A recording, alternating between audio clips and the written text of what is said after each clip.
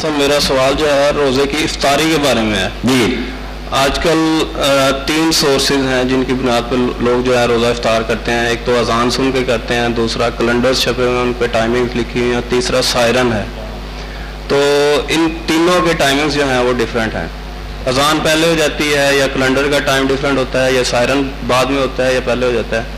تو اس میں سے بہترین طریقہ کون سا ہے افطاری کا؟ کس پہ افطاری کرنی چاہیے؟ سائرن تو خیر اذان کے ساتھ ہی ہونا چاہیے، وہ تو ایک ہی وقت ہونا چاہیے نا. لوگ جو ہیں بعد میں جو کرتے رہتے، صحیح اعلان تو ہے اذان کہ جب وقت ہو جائے نا.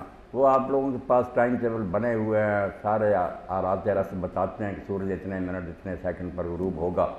جب وہ وقت ہو جائے نا تو ان علماء حضرات کو بھی لوگوں کی حالت پر رحم کھانا چاہیے کہ کھاتے پیتے رہتے ہیں، 5-10 منٹ بعد اذانیں دیتے ہیں. کیسی بےہودگی ہے! یا کہہ دیتے ہیں وقت ہو گیا. بھائی کس نے آپ کو کہا وقت ہو گیا؟ یہ اعلان کہاں سے نکالیں؟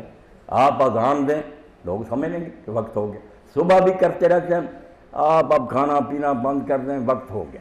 یہ سب بدعت ہے، ناجائز بات.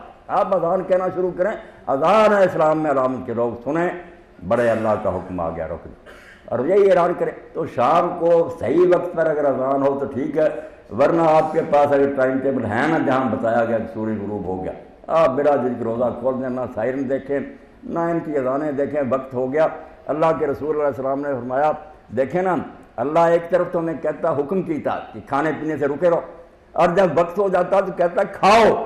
اگر ہم نہیں کھاتے ناراض ہوتا. احب عبادی الی عاجل فتح، فرمایا جو جلدی کر کے شروع کریں گے نا کھانا وہ بندے مجھے پیارے.